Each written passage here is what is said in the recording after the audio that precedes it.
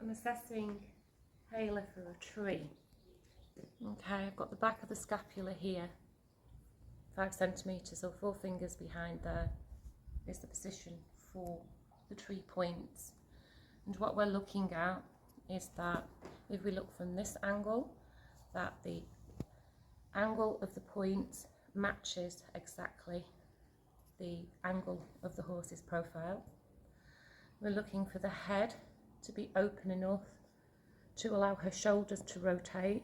And if I come to the top of the scapula there, this one's set forward, this one's set back. Well, that's the width of the scapula. And as you can see, that is consistent with the width and the shape of the head. On a Friesian, I'm looking for something that's quite short from here to the dip of the back, because I'm expecting that when she works, her width is going to drop. I'm looking at the width of the channel down the bare tree to make sure that her spine's got room to come up. And I'm also looking, this is a sprung tree, I'm looking to make sure that these angles of the trees, these springs also follow her back. And also I'm looking for length. She's not quite stood up at the moment, good girl. Okay. I come to length, this is a 17.5 tree. I've got an extra inch there, so Heyla could probably take an 18.5. And when we get her to stand up so that tree's not tipping away. Come on, Heyla. Good girl. If we look from the back here, the arch of the back of the cantle is following her profile as well. So that's a tree that is a really good match. Also, the stirrup bars, they're not turned in, they're not digging in. And don't forget that that will be lifted at least 1 inch with the panel off the horse's back.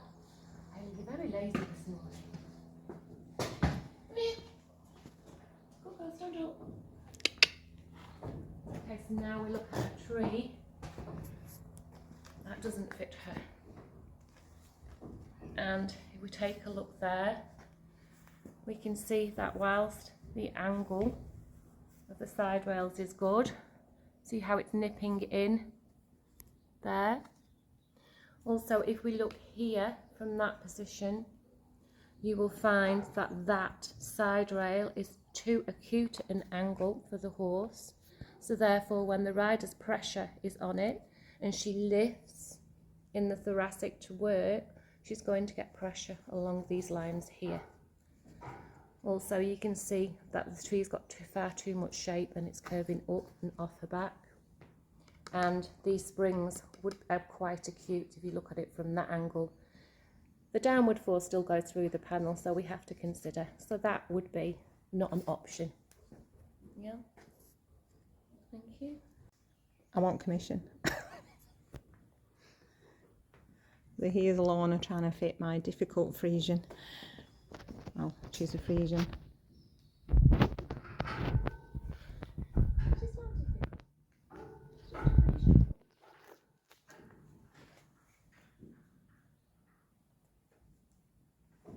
Good girl. Anybody that reckons this is a new, there's a wow will. I know, how posh.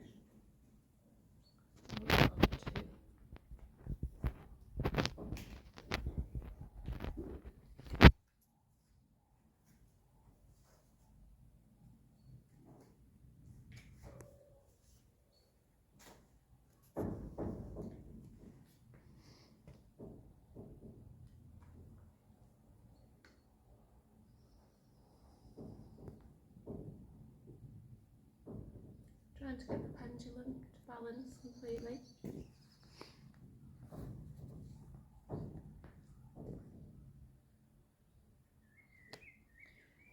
She is still quite banana shaped. This right rib sticks out more. We have trouble with flexion. You'll also find that, do you feel that one stirrup's longer than the other? Yeah.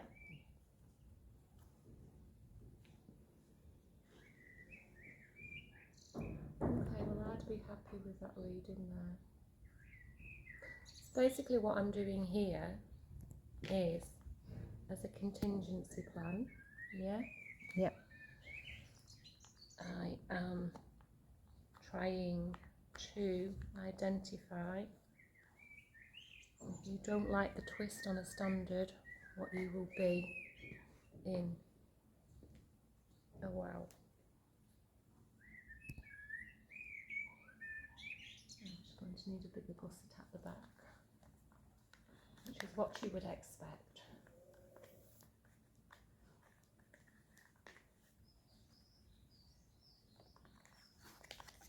And then what I'll do is I'll just take a record of these readings, and then if you don't like the feel of the saddle that we've got, in the next week or so I should have some 18-inch seats in.